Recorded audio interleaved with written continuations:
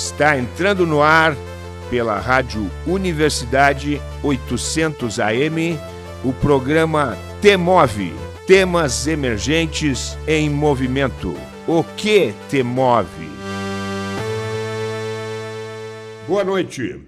Está começando mais um T-Move, Temas Emergentes em Movimento.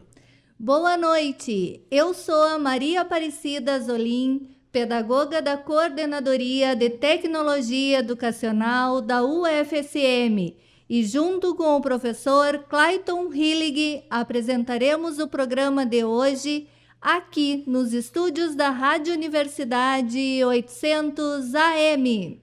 O programa T-Move, Temas Emergentes em Movimento, é um projeto da Coordenadoria de Tecnologia Educacional da UFSM, vinculada à Prograde, Pró-Reitoria de Graduação.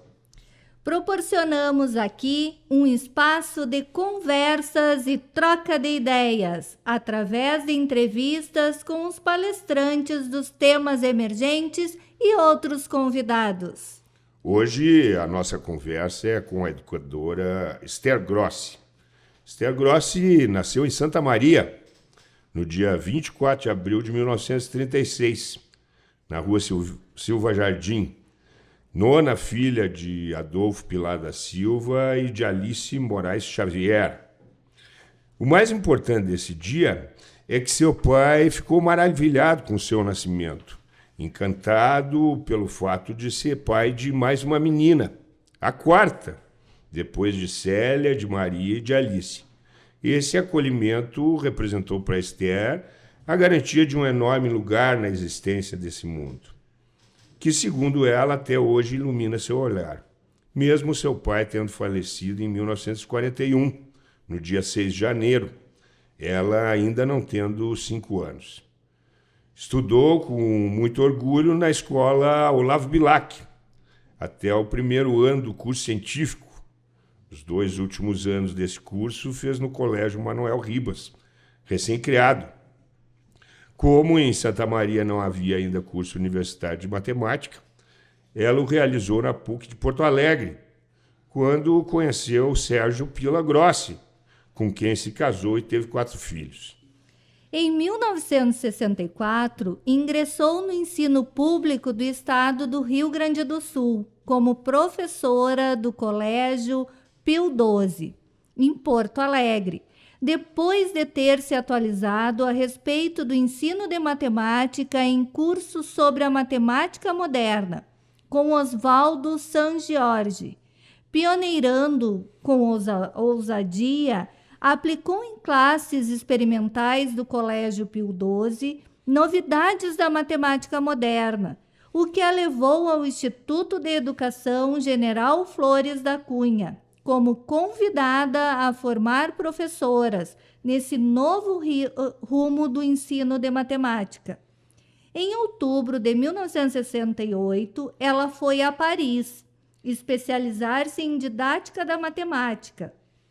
De lá, voltando, com mais de 49 colegas, fundaram o GEMPA, Grupo de Estudos sobre Educação, Metodologia da Pesquisa e Ação.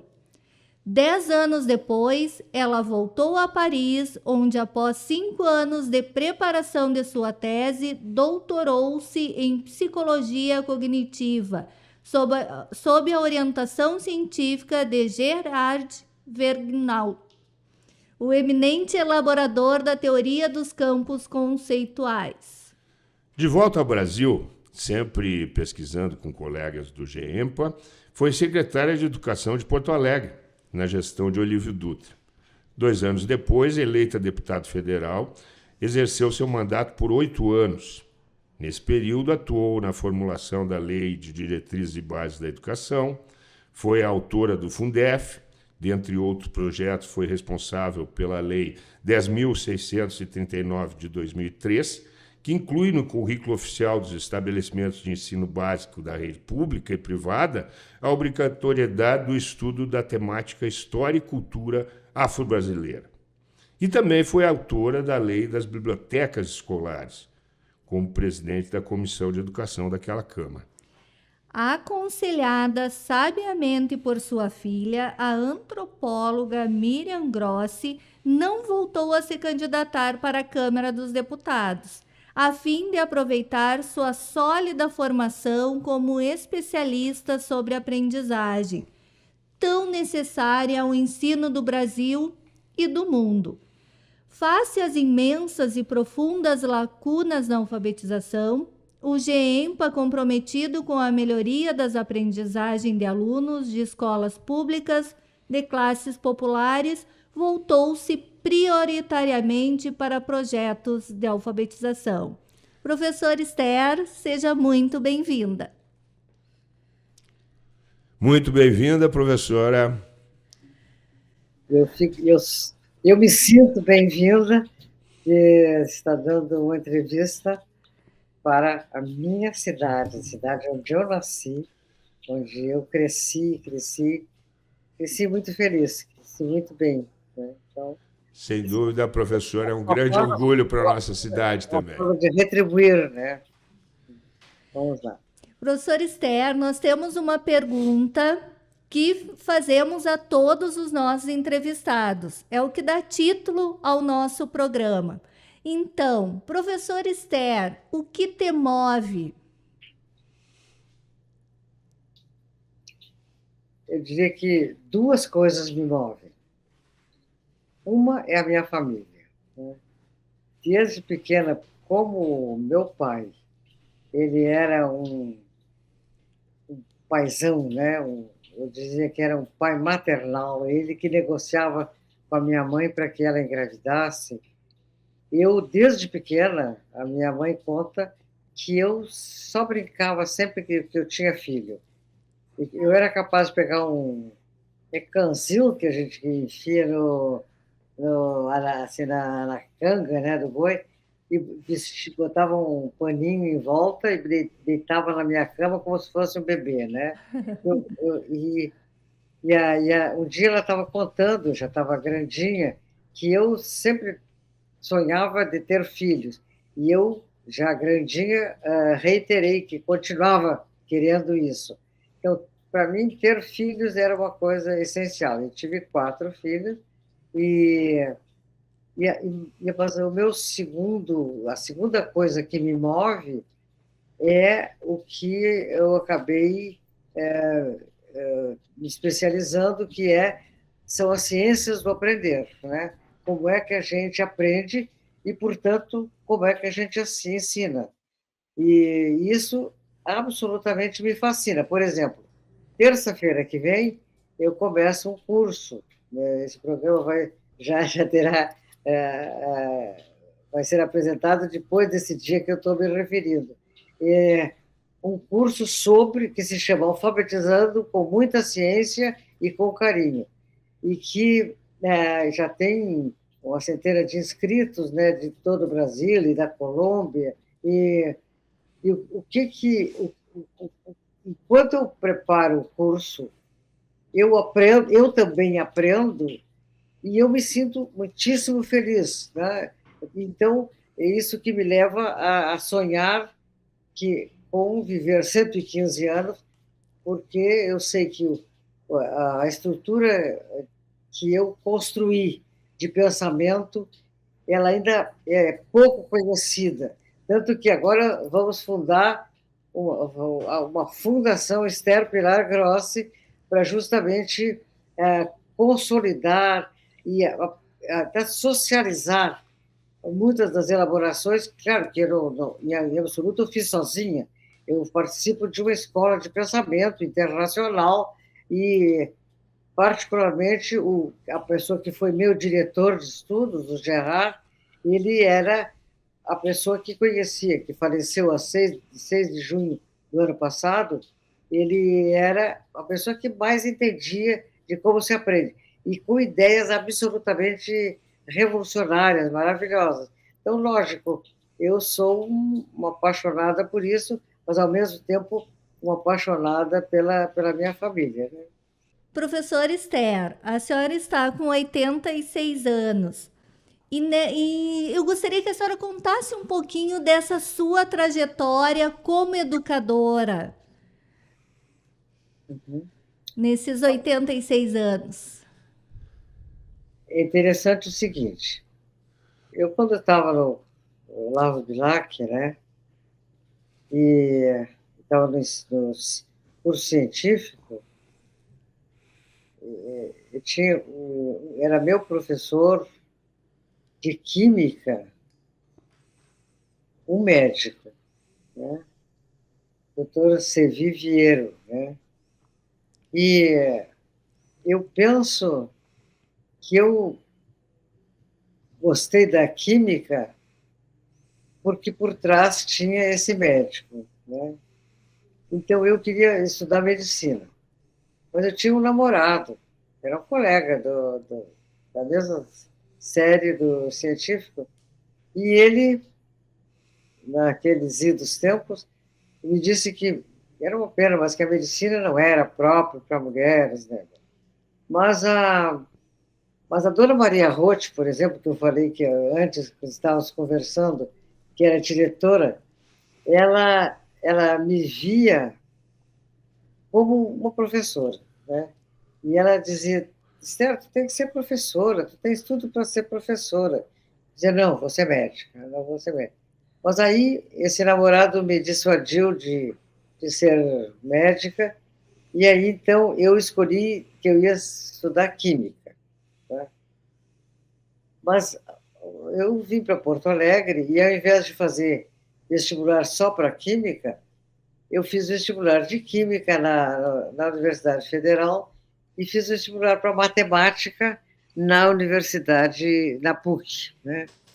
E, claro, eu tive uma professora de matemática maravilhosa também, que foi a dona Irma Peroni, uma italiana, né? E que era fantástica, a dona Irma. E, bom, aí o que aconteceu? Passei nos dois vestibulares, mas química tinha apenas 2 alunos, eu e outro. E eu imaginei, mas como que eu vou passar 4 anos só com um colega? Isso vai ser insuportável, né? E na matemática tinha 26 colegas, nós éramos 27. Aí eu vou fazer matemática, não vou aguentar fazer química, né? E eu acho que realmente eu acertei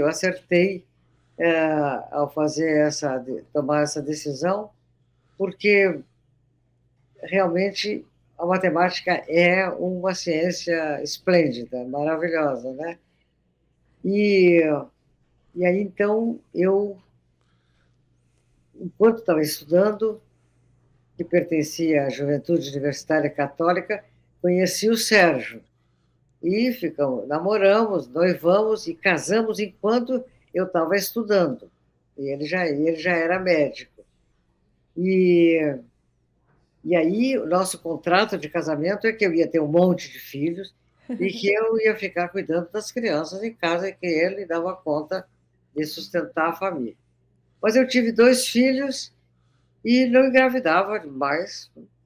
E aí, quando o segundo foi para a escola, na manhã em que ele foi, ao meio-dia do dia que ele foi para a escola, eu disse para o Sérgio, o que eu vou ficar fazendo em casa agora, né? Os dois na escola. E ele era médico dos filhos do Ayrton Vargas, que era secretário da Educação. E aí ele disse, queres que eu fale com o Ayrton? Não tinha concurso naquele tempo, né? Para ver se teria uma possibilidade de incluir os eleitores. Eu quero. Ele logo falou com o Ayrton, e o Ayrton disse, se tiver uma direção de escola que precisar de uma professora de matemática, e aí essa escola me comunicar, ela vai ser nomeada. Acontece que justamente o Pio XII estava faltando uma professora de matemática, né? E a diretora era a Lídia Fonseca, que também era daí de Santa Maria, né? E aí a Lídia avisou a secretaria que precisava de uma professora de matemática e imediatamente eu entrei, né, a adicionar. E Nunca mais nos lembramos do tal do contrato aquele, né? Nunca mais. Porque depois disso eu tive mais 2 filhos, mas um eu perdi com 15 horas, foi uma experiência muitíssimo marcante na nossa vida, tão marcante que o Sérgio, que era pediatra, fomos estudar em Paris e ele se especializou em neonatologia. Mas, no momento, nós não nos demos conta que ele estava se especializando porque sabia o que é a dor de perda de um filho recém-nascido. Faleceu com 15 horas, né? E depois, eu, felizmente, tive o Gabriel,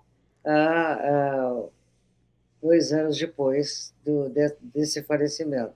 Então, fiquei com os meus 4 filhos, 3 aqui e um no céu, né?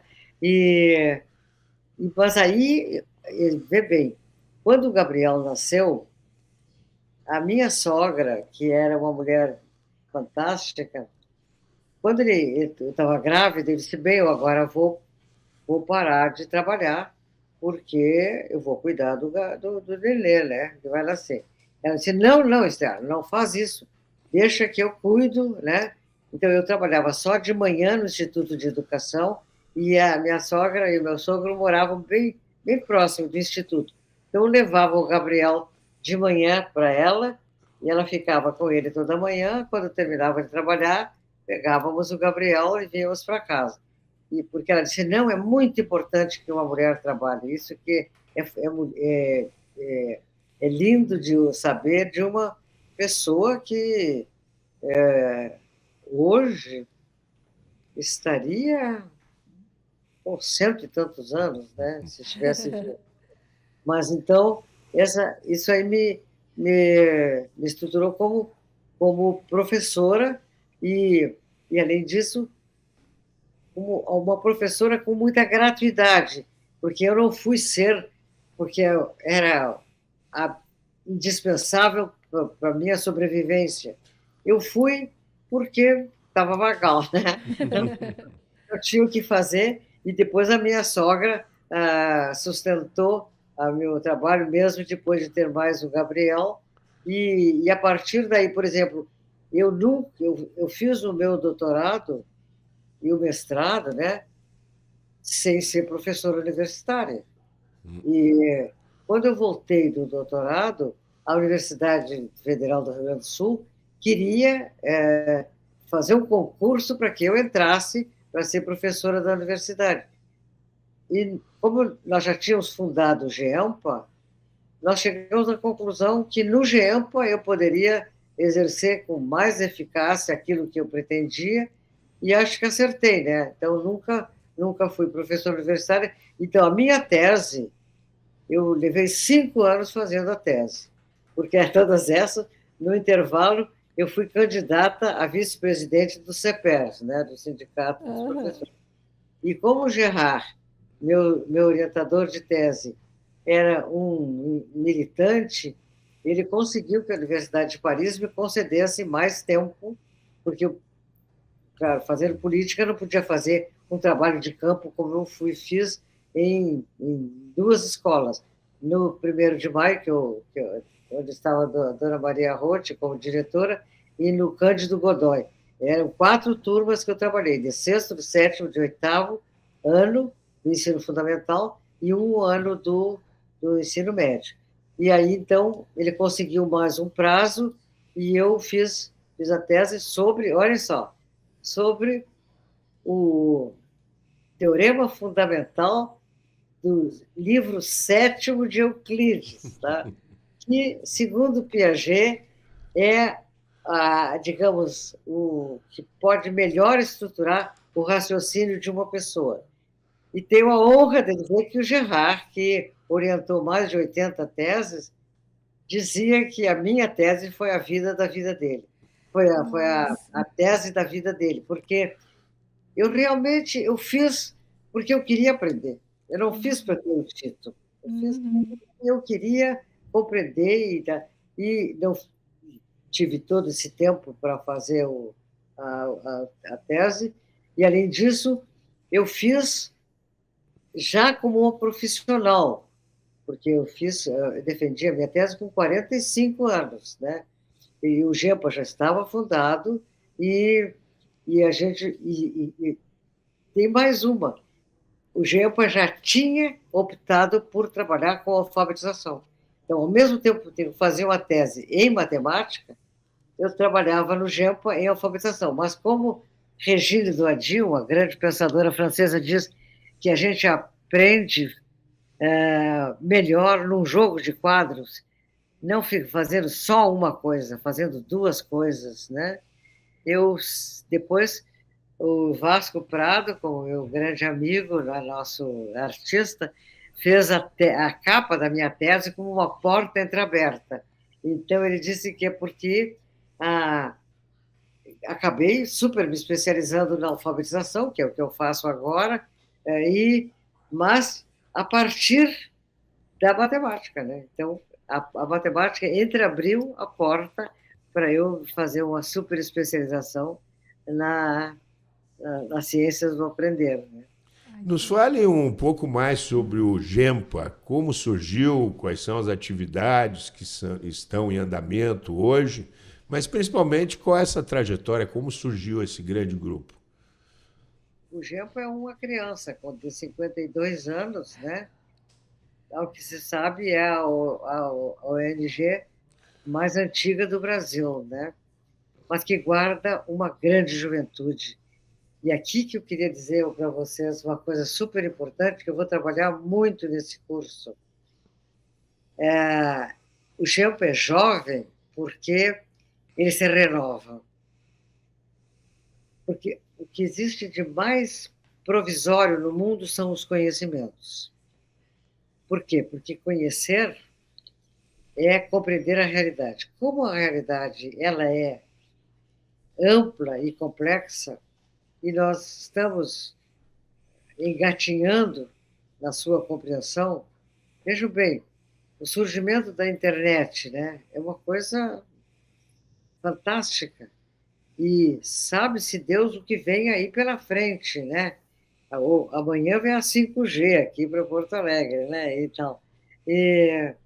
Então, a ideia de que eu preciso estar sempre aprendendo, mas eu tenho que contar um acontecido.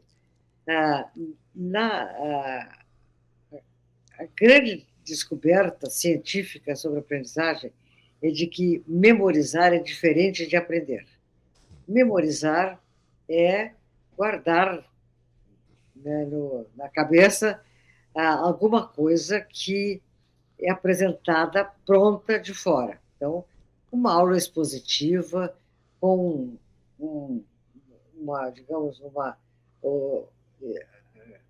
apresentação escrita ou gráfica no quadro, matemática, os professores usam muito o quadro negro, quadro verde, e então memorizar aquilo. E eu sei, desde o científico, como os exames consistiam em acionar a memória daquilo que estava nos livros. Eu me lembro como eu decorei de biologia, os tipos de plantas. E aí a memória ela é transitória, ela não é permanente. Enquanto que um conhecimento, quando a gente o constrói, ele é para toda a vida, para toda a vida. Por exemplo, eu digo para vocês o seguinte: quando a gente conhece alguma coisa, quando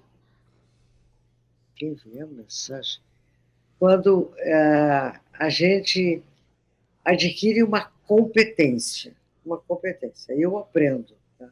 Então, por exemplo, nós, quando pequenos, existem coisas fantásticas aí. Nós aprendemos uma língua. Ora, aprender uma língua, falar uma determinada língua. Quem vai estudar uma língua depois de adulto sabe o quanto isso é difícil. Uhum. Pois e nós não aprendemos isso até os nossos 3 anos. Né? E se nós aprendemos isso aí, é porque E quando nós aprendemos, nós nunca mais esquecemos, tá? E outra coisa, as crianças são capazes de aprender mais de uma língua simultaneamente, né? Então, foi o que aconteceu, por exemplo, com os meus filhos, sobretudo o Gabriel, que foi para Paris quando tinha 1 ano e meio. Quando ele voltou de lá com 3 anos, ele falava, claro, português e falava francês, né? E, mas ele falava mesmo, falava e compreendia. Só que, chegando aqui, 15 dias depois, ele já se recusava até a falar francês. Quando falava, já misturava muito, né? Bom, a Miriam e o Alberto, os 2 filhos mais velhos, né? Lógico, a gente colocou na Aliança Francesa, mas o Gabriel não tinha como continuar estudando francês, e a gente morreu de pena, né? Porque sabia o quanto é importante saber uma língua, né? Bom, paciência, mas ele tinha 3 anos. Aí, 1 ano depois, abre Jardim da Infância de francês na Aliança Francesa. Lógico, nós corremos e matriculamos o Gabriel, né? Mas matriculamos para ele reaprender o francês.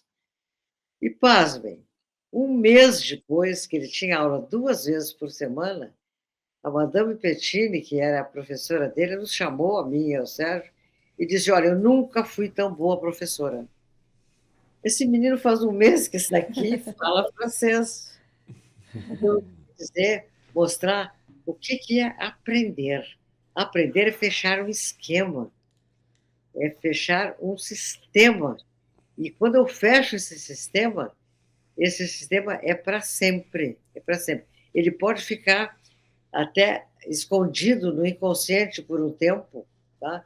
Mas ele, por exemplo, eu aprendi a dirigir quando eu já estava casada, com 21 anos, 22 e tal, mas depois eu fiquei secretária de educação e fiquei deputada, e durante 20 anos eu não dirigi carro. Tinha sempre um motorista, né? E o meu motorista, eu estava numa casinha de campo que eu tenho lá em São Vicente do Sul, e ele adoeceu gravemente. E, lógico, eu tinha que levá-lo para o hospital. Fazia 20 anos que eu não pisava no volante, né? Não pisava nos pedais de um carro. Eu sentei no carro e levei ele para o hospital, né? Aí eu fiquei curiosa para saber se aqui em Porto Alegre eu ia também conseguir dirigir. Sim. Porque ali eu estava dirigindo na estrada, né? A estrada é diferente, né? E em São Vicente, que é uma cidade pequena. Cara, cheguei aqui e percebi que não tinha perdido nada, né? E até hoje eu dirijo, né? E, então, eu queria declarar, né, o quanto eu aprendi estudando, pesquisando, o que é aprender. Aprender não é memorizar. Memorizar é alguma coisa que passa. Aprender não passa nunca, nunca. Uma pessoa, por exemplo, que sabe, que aprendeu a ler, ela nunca esquece. Ela pode, durante o período, como o meu caso, né? Passei 20 anos sem dirigir carro. Quando foi preciso, eu sentei no volante e saí dirigindo, né? E por quê? Porque aquilo eu tinha aprendido. Eu não tinha memorizado uma informação. E outra coisa, eu gostei esses dias da Valéria, que trabalha comigo, que é a nossa tesoureira do GEMPA, mas, sobretudo, ela é uma grande pesquisadora. Ela foi trabalhar com os indígenas, e ela vai fazer o doutorado dela sobre a alfabetização da indígena. E os indígenas, lá no Mato Grosso, de 8 etnias, eles disseram para eles, não todas as etnias têm bastante variedade, assim, mas algumas delas dizem que curam Covid jogando o doente no rio. Aí a Valéria disse para eles assim, gente, eu que não sei nadar, imagina se eu vou me infectar dessa doença junto de vocês, né? E aí ela perguntou para eles, será que se vocês me ensinarem, me explicarem como é que a gente nada, eu poderei ser jogada no rio e vou sair nadando? E todos os indígenas, que eram 50, disseram, claro que não. Não, a senhora tem que tentar, tem que ir para lá. Não, explicação não vai adiantar. E algumas pessoas pensam que isso só vale para coisas, digamos assim, práticas físicas. Não, isso vale para conhecimentos abstratos. Eu tenho que começar realmente tateando. E aí eu diria que eu estudei muito Henri Vallon, que foi um médico francês, não é, que foi companheiro de Piaget, e o Vallon mostra que as primeiras aprendizagens eu só faço provocada por oportunidades que me levem a pensar. E se eu não fizer isso, não aprendo mesmo, né? E Piaget, que caracterizou também os invariantes operatórios, que são os primeiros passos de qualquer aprendizagem. Por exemplo, para eu compreender o número, a quantidade, eu tenho que perceber que a quantidade não varia padecendo transformações. Quer dizer, esse 5 aqui, ele vale se ele está assim, se ele estiver assim, se ele estiver assim, continua 5 dedos. É um invariante, quer dizer, ele se conserva apesar de transformações, né? Então, os primeiros passos de toda a aprendizagem, e eu queria dizer que eu fui 3 vezes a Genebra, indicada pelo Gerard, que foi orientando de Piaget. E quando eu chegava em Genebra, eu era super paparicada, né? Eles me faziam um programa, eu passava uns 15 dias lá, aprendia mais do que em 4 anos de universidade, né? E porque era assim, eu estava fazendo meu doutorado, eles diziam, como é que está a sua tese, o que tu queres estudar? E aí eu chegava, por exemplo, com o Barbel Linelder, que era um braço direito de Piaget, Estevão lá, como é que está a tua pesquisa? Então tu tens que conversar com o Vermes, porque ele que está, digamos, se especializando nessa área, né? E lá eu ia conversar com o Henri Vermes, e ele me dizia, olha, eu acho que tu deves ler isso e mais aquilo, vai na biblioteca, faz xerox ou fica estudando lá nos livros, e depois volta aqui para me dizer o que tu achaste e tal, né? E numa das vezes que eu estava lá, eu fui mandada para fazer aplicar o método clínico numa escola com Valadão, como era a primeira? Edith Valadão, era uma brasileira que era pesquisadora lá. E a Edith foi comigo, mas antes, quando eu estava saindo, Piaget disse assim, Esther, não presta atenção no que o aluno diz, presta atenção no que ele faz, porque nesse momento ele não sabe falar do que ele está pensando, do que ele está aprendendo. E porque é isso que tu vais pesquisar, ninguém aprende por explicação. Ou ele constrói na experiência existencial, digamos assim, de oportunidades que o façam pensar, ou não vai aprender, né? Então, é isso que eu estou desafiada agora, nesse curso, que nós vamos começar dia 2 de agosto, né? É que, por alfabetizar, o GEMPA sabe. Os professores do GEMPA sabem, tá? Hoje, eu rompi um pouco com o meu isolamento e fui até ao Morro da Cruz, para entregar um caderno de atividades para os meus 18 alunos, que eu alfabetizei em 2019. Tá? Portanto, com 83 anos, eu fui alfabetizar 18 alunos que eram considerados os impossíveis de 3 escolas, não é? E que estavam... Tinha uma menina que estava com 14 anos, fez 15 quando era minha aluna, uma haitiana, estava há 7 anos na escola, não conhecia as vogais, não sabia o que era A, E, I, O, U. Tá? Pois em 5 meses eu alfabetizei a eles. Né? Professora, eu vou lhe interromper um pouquinho, porque nós precisamos fazer um breve intervalo. Vamos retornar rapidamente, retomando esse assunto da alfabetização. Já voltamos.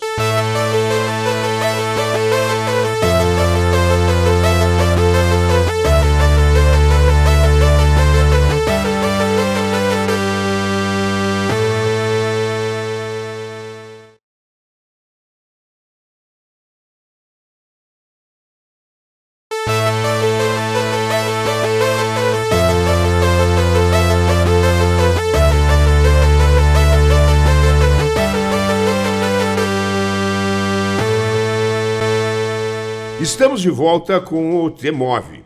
Para você que ligou o rádio agora, seja muito bem-vindo. Você está ouvindo o programa TEMOV pela Rádio Universidade 800 AM. Hoje com a presença da educadora Esther Grossi. O TEMOV é um programa de conversas e troca de ideias através de entrevistas semanais com os nossos convidados. Trataremos sempre assuntos sugeridos pelos parceiros dos temas emergentes. Professora, a senhora falava sobre alunos com dificuldade de alfabetização, né? Quais são essas dificuldades? De que maneira elas devem ser enfrentadas? É ótimo. A sua pergunta é a seguinte. As dificuldades de alfabetização são as seguintes. Justamente... digamos assim, na perspectiva dessa compreensão valoniana e de Piaget, que os primeiros passos de toda aprendizagem, eles são operatórios, eles se fazem na ação, e que já existe conhecimento sem palavras. Tá? O que acontece? A alfabetização, ela também começa assim, só que os nossos filhos, os meus netos, né? Vocês são mais jovens do que eu, quer dizer que eu também sou jovem, né? Então, eles têm uma oportunidade de fazer esses primeiros passos da compreensão da escrita na família, em casa. Por quê? Porque a gente tem computador, a gente tem biblioteca, a gente tem papel, lápis, a gente tem jornal, a gente tem revistas, a gente compra produtos industrializados, a gente viaja, a gente vê televisão, Bom, então, o que é? Os filhos da gente têm a oportunidade de vivenciar provocações que os afetem, que façam com que eles desejem saber o que é isso que as pessoas fazem, como no nosso caso, por exemplo, quando nós fomos para a França, naquele tempo o telefone era uma desgraça, né? Não era... Tinha que primeiro marcar a conferência, telefonar de Paris para o Brasil, não era levantar o gancho ali, não, marcava a hora. Aí, quando chegava o momento da fala, era aquela gritaria, porque a gente não via o que estava dizendo. Né? E computador não existia nem fax. Então, o que acontecia? Era a carta. Qual era a nossa comunicação? Era via carta. E para nós, quando chegavam as cartas, era uma festa. E aí a gente lia, e o Gabriel tinha 2 anos, né? Foi para lá com 1 ano e meio, e via, chegava a carta, era aquela alegria, e a avó mandava dar recado para ele. Bom, a minha irmã maravilhosa, uma delas, também nos mandava contar todos os detalhes, por exemplo, da Teca, que era a cadelinha, que o meu neto, meu filho, esse pequeno, gostava muito. E, bom, o que aconteceu? O Gabriel via a gente escrevendo e ele pegava um papel, a gente escrevia à mão, não tinha máquina, Então, ele também pegava o papel e ficava fazendo de conta que estava escrevendo e dizendo coisas, né? Vou mandar dizer para a avó isso, mas aquilo, gostei do presente que ela mandou, né? E a gente ouvia o que ele estava dizendo, escrevia e mandava junto com os rabiscos dele para minha sogra. Aí a minha sogra respondia. Bom, então vejam bem, a experiência rica desse menino de saber o que é a escrita. É uma forma da gente se comunicar à distância. O Gabriel se alfabetizou aos 4 anos. Aos 4 anos, ele lia e escrevia, sem ter ido para a escola. Tá? Mas o Beto, que era o irmão mais velho, ele escreveu casa com 4 anos, com Z. E o Beto disse, mãe, olha que guri burro, escreveu casa com Z. Né? Só que o burro que com 4 anos estava alfabetizado. Mas eu estou mostrando isso, que o que acontece com as crianças que vivem em famílias cujos pais leem e escrevem. A leitura e a escrita é algo do dia a dia e os pais constituem modelos de identificação. As crianças querem ser como nós. Né? Bom, agora nós temos quase 15 milhões de analfabetos absolutos. O absoluto é daquele das 4 patas. Não escreve, não conhece letra, não assina o nome, não. E temos mais de 30 milhões de analfabetos funcionais.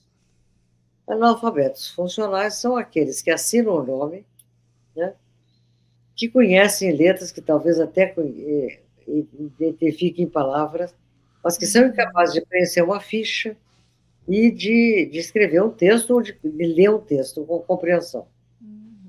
Bom, esses analfabetos têm filhos. Têm filhos, né?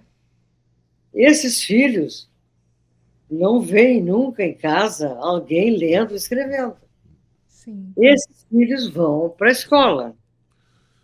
O que os métodos que até hoje existem, com exceção do que Emília Ferreira iniciou, e que especialmente o GEMPA é um organizador de uma proposta.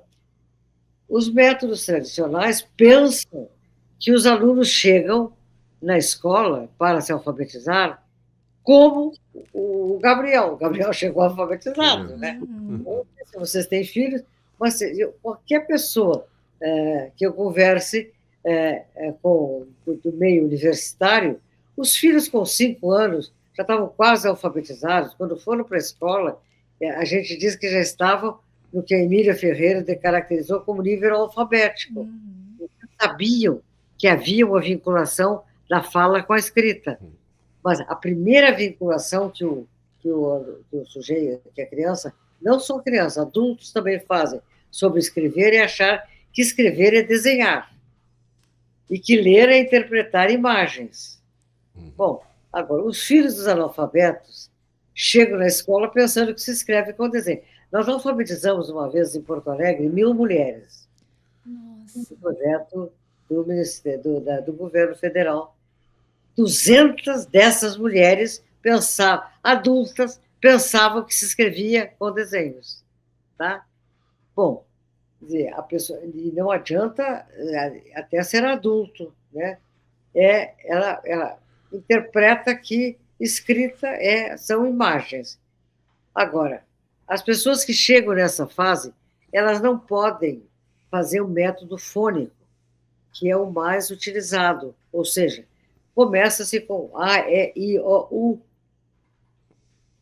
e se diz que o A é de abelha, que o E é de elefante, que o I é de igreja, que o O é de ovo, e que o U é de unha, ou é de uva. De uva. Na cartilha Caminho Suave, trocaram uva por unha, porque os nordestinos nunca tinham visto uva. E aí depois começam a introduzir as consoantes a partir de algumas palavras que o Ivo viu a uva, então introduz o V, né? Ah, E isso é assim, rapidinho, e eles pensam que, mostrando que o V está tão frequente ali naquela frase, que a criança vai aprender o V. Bom, agora, o que já percorreu uma trajetória como o Gabriel, quando chega lá e vê o Ivo e a uva, aquilo serve para ele. Para ele serve. Mas uhum, os meus alunos lá do Morro da Cruz não serve de jeito nenhum, porque aquilo é. Então, essa é uma das razões. A metodologia está equivocada, não se apropria das descobertas científicas sobre as aprendizagens. Mas ao segundo ponto, é que nós vivemos numa sociedade muito desigual, racista, tá? uhum, Gravista. Tá? Nós ainda achamos que é normal que eu tenha uma empregada para cuidar da minha casa, tá? Para limpar. Ela tem que limpar a minha e a dela. Tá? uhum, Nós achamos isso normal. E eu não limpo. A gente tem como normal que eu possa ter uma babá para ajudar a cuidar das crianças. Essa babá tem filhos, os dela ficam entregues às moscas uhum. e ela vem cuidar dos filhos da gente. E nós somos isso é uma escravatura, tá? E a gente acha isso normal. E então os professores chegam na escola com um método equivocado, na escola pública de classes populares. Essas crianças não aprendem. E elas reforçam a ideia de que essas pessoas são muito diferentes de nós. Uhum. Nós nascemos com um DNA com características muito melhores do que aquelas pessoas. Tá? E então a professora lava as mãos. Eles têm dificuldades de aprendizagem. E não é verdade, não é verdade. Todos podem aprender, né? Essa é o nosso slogan. Está escrito na porta da minha garagem, isso aqui. E, todos podem aprender, mas todos têm dificuldade de aprender. E é uma Uhum. outra coisa fantástica.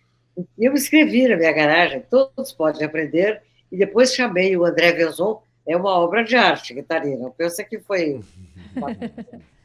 Aí o André escreveu, todos têm dificuldade de aprender. Aí eu estou caminhando na rua, eu faço Cooper diariamente e tal, e um rapaz me diz assim, a senhora é aquela da casa que tem aquela garagem, que tem a garagem, na porta da garagem, aquela frase, todos podem aprender, mas não é fácil. Eu achei ótimo, ele simplificou, em vez de dizer todos têm dificuldade, mas não é fácil. Não é fácil. Todos podem aprender se bem ensinados. Se forem mal ensinados, não aprendem. Né? Porque, Perfeito, né? perfeito. E professor Esther, nesse contexto de pandemia, como é alfabetizar no ensino remoto? É possível ensinar a alfabetizar uma criança de forma remota? Pois, pasmem, nós alfabetizamos. Claro que com essa nossa proposta, tá? E usando o WhatsApp, a maior parte dos alunos de classes populares tem só o telefone, não tem computador, né? Não tem e-mail, mas tem o telefone e tem o WhatsApp. E a gente conseguiu alfabetizar 100% online, tá? É, por quê? Mas usando uma metodologia científica, Sim. usando realmente, levando o aluno a ser desafiado a pensar sobre o que é a escrita, né? Mas é possível, é possível. Né? E eu estou muito encantada de ver que desses 2 anos eu fiz, no 2021, eu fiz um conjunto de 27 lives, é o dia terças-feiras, né? E que foi muito interessante, né? Mas, claro, aí eram assuntos variados, enfim. E no ano passado, em 2020, eu fiz essas lives. Em 2021, nós fizemos um curso sobre alfabetização no primeiro semestre, e no segundo semestre eu coordenei um curso sobre a teoria dos campos conceituais, onde eram 120 pessoas que se conservaram fiéis online durante 4 meses, né? E agora estou aí com o desafio de começar também um curso sobre alfabetização, que vai ser diferente do que até hoje nós fizemos.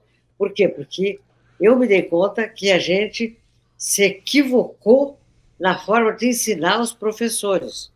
Alfabetizar a criança, nós não estamos errando, mas de alfabetizar analfabetos, pode ser adultos também, mas ensinar os professores a alfabetizar, nós nos equivocamos. Eu estou aqui, ó, desafiada a corrigir isso nesse próximo curso. Professora, estamos nos encaminhando para o final do programa. Nosso tempo é limitado, a conversa está magnífica, a sua experiência, a sua vivência nos encanta. Mas, encerrando, que mensagem a senhora gostaria de deixar para os nossos ouvintes?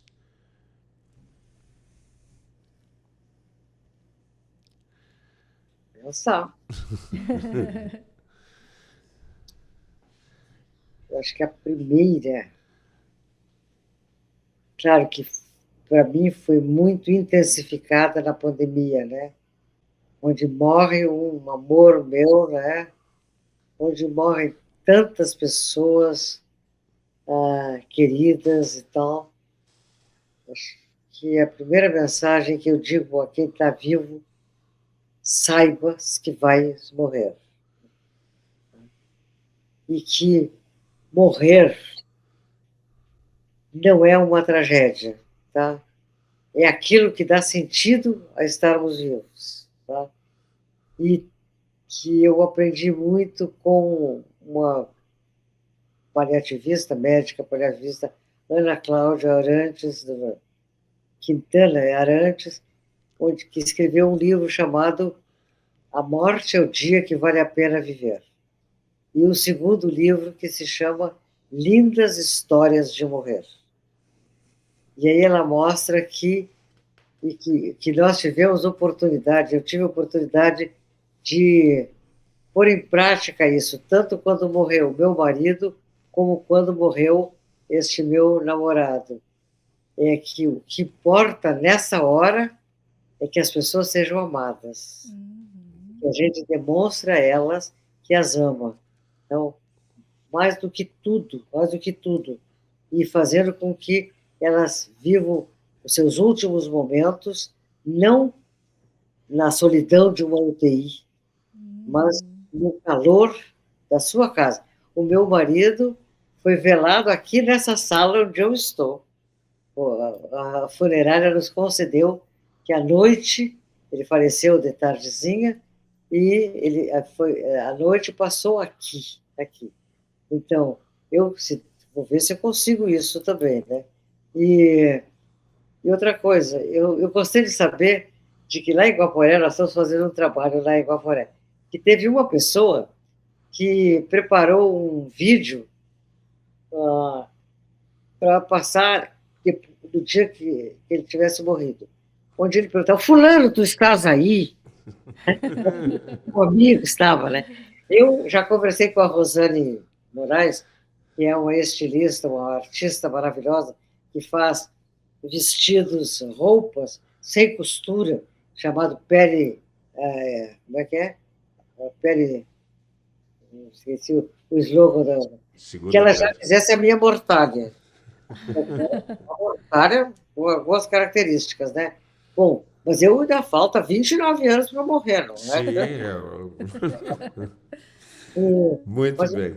Eu acho que essa mensagem eu dou para as pessoas para dizer isso, que quando morrer alguém querido seu, procure ficar com a força que recebeu daquela vida enquanto ela estava viva, e que se alimente dessa força, né? Mesmo que o luto seja inevitável, que nada substitui a presença física, nada substitui, mas que é a nossa sina, não temos outra alternativa. E, ao mesmo tempo, a segunda mensagem que eu diria é de que saibam que nós, quando ficamos gente, quando deixamos de ser macacos, nós perdemos os instintos. E nós temos que aprender tudo. Inclusive a ter fome e a ter sono. Por exemplo, por que tantas pessoas são obesas? Porque não aprenderam a comer, né? Por que tantas pessoas precisam tomar remédio para dormir? Porque não aprenderam a dormir, né? Então, a segunda mensagem é essa: quem não está aprendendo, aprender é viver, é essencial. Perfeito. Quem não está aprendendo já está morto e não sabe. Ai, muito bem. Mensagens muito sábias, professora. Nós agradecemos muito a participação da educadora Esther Grossi. O TEMOV vai ficando por aqui. Eu sou o professor Clayton Hillig e apresentei o programa de hoje juntamente com a pedagoga da Coordenadoria de Tecnologia Educacional, Maria Paraicida Azolim. Professora Esther, muito obrigada. Eu acompanho os seus ensinamentos desde que eu fiz curso normal lá na década de 90. Então, realmente, eu estou emocionada e me sentindo assim, ó, privilegiada de estar conversando com a senhora. Realmente, assim, ó, a senhora é inspiradora, é emocionante estar nesse momento com essa jovialidade, porque a senhora realmente é uma jovem. Então, muito obrigada por esse momento. O nosso programa, ele conta com a produção da comunicadora social Luísa Peixoto e da diretora da CTL, Ziane Miller. Trabalhos técnicos de Giano Al e direção de rádio de Jonathan Ferreira. Nós estaremos de volta na próxima terça-feira, a partir das 18h, falando sobre os temas emergentes em movimento, aqui pelos estúdios da Rádio Universidade 800 AM. Obrigada por sua audiência e até semana que vem, sempre com conversas interessantes.